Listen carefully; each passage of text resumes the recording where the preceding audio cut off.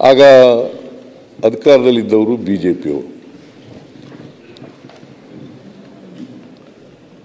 Prem Kumar ಧುಮಾಲ್ ಅಂತಕ್ಕಂಥವರು chief minister, ಅವರು BJP chief minister.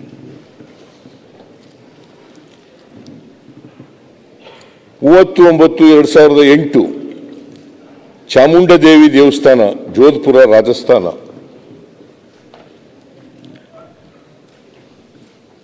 ಅಲ್ಲಿ ಸುಮಾರು 250 ಜನ ಸಾಯ್ತಾರೆ. 250 ಜನ ಕಾಲ್ತುಳದಿಂದ 250 ಜನ ಸಾಯ್ತಾರೆ. ಆಗ ಬಿಜೆಪಿ ಅಲ್ಲಿದ್ದದ್ದು, ಅಧಿಕಾರದಲ್ಲಿದ್ದದ್ದು ಬಿಜೆಪಿ ಪಾರ್ಟಿ. ಆಗ ಚೀಫ್ ಮಿನಿಸ್ಟರ್ ಆಗಿದ್ದವರು ವಸುಂಧರಾ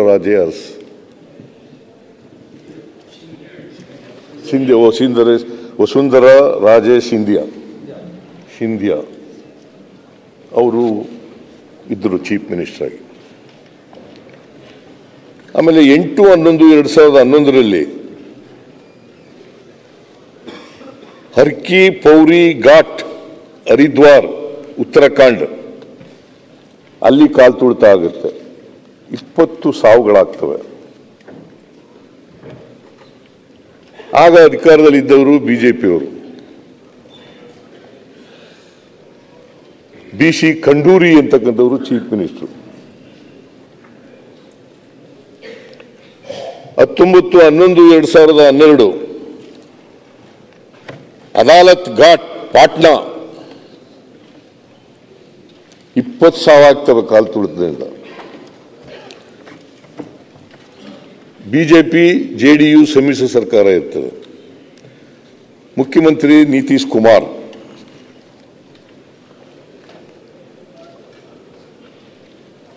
(13/10/2013) ರತ್ನಗರ್ ದೇವಸ್ಥಾನ, ಮಧ್ಯಪ್ರದೇಶ, 115 ಸಾವುಗಳಾಯ್ತವೆ. ಅವಾಗಲೂ ಅಧಿಕಾರದಲ್ಲಿದ್ದವರು ಬಿಜೆಪಿ ಪಕ್ಷ. ಆಗ ಮುಖ್ಯಮಂತ್ರಿ ಆಗಿದ್ದವರು ಯೋಗಿ ಆದಿತ್ಯನಾಥ ಅವರು.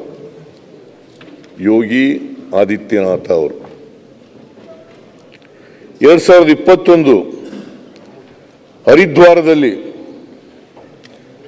ಉತ್ತರಾಖಂಡ್ 6 ಸಾವಾಯ್ತವೆ. ಆಗ ಬಿಜೆಪಿ ಅಧಿಕಾರದಲ್ಲಿತ್ತು.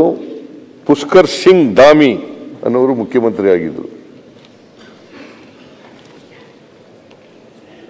30/3/2023 ಬಾಲೇಶ್ವರ, ಮಧ್ಯಪ್ರದೇಶ, 36 ಸಾವು.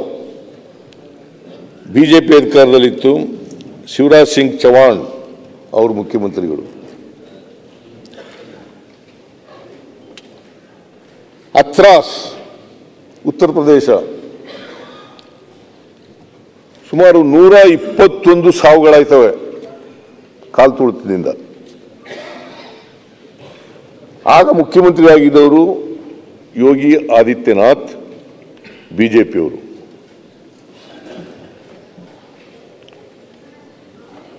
ಇತ್ತೀಚೆಗೆ ಜನವರಿನಲ್ಲಿ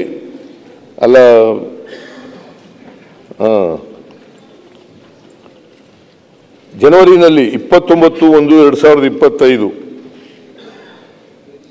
ಪ್ರಯಾಗರಾಜ್, ಉತ್ತರ ಪ್ರದೇಶ, ಸುಮಾರು 39 ಜನ ಸಾಯ್ತಾರೆ. ಆಗ ಬಿಜೆಪಿ ಅಧಿಕಾರದಲ್ಲಿತ್ತು. ಈಗ ಜನವರಿನಲ್ಲಿ ಬಿಜೆಪಿ ಅಧಿಕಾರದಲ್ಲಿ ಉತ್ತರ ಪ್ರದೇಶದಲ್ಲಿ ಯೋಗಿ ಆದಿತ್ಯನಾಥ್ ಮುಖ್ಯಮಂತ್ರಿ ಆಗಿದ್ದರು. Delhi railway station 15/2/2025 18 ಸಾವಾಯ್ತವೆ. ಬಿಜೆಪಿ ಅಧಿಕಾರದಲ್ಲಿ ಇರ್ತವೆ. ರೇಖಾ ಗುಪ್ತಾ ಅನ್ನೋರು, ಶ್ರೀಮತಿ ರೇಖಾ ಗುಪ್ತಾ ಅವರು ಚೀಫ್ ಮಿನಿಸ್ಟರ್. 3/5/2025 ಲಾಯ್ರಿ ದೇವಿ ದೇವಸ್ಥಾನ, ಗೋವಾ, 6 ಜನ ಸತ್ತೋಗ್ತಾರೆ ಕಾಲ್ತುಳಿತದಲ್ಲಿ. ಬಿಜೆಪಿ ಅಧಿಕಾರದಲ್ಲಿತ್ತು. ಪ್ರಮೋದ್ ಸಾವಂತ್ ಅವರು ಗೋವಾದ ಮುಖ್ಯಮಂತ್ರಿ. 9/6/2025 ಮುಂಬೈ ರೈಲ್ವೆ ಸ್ಟೇಷನ್, 4 ಸಾವು.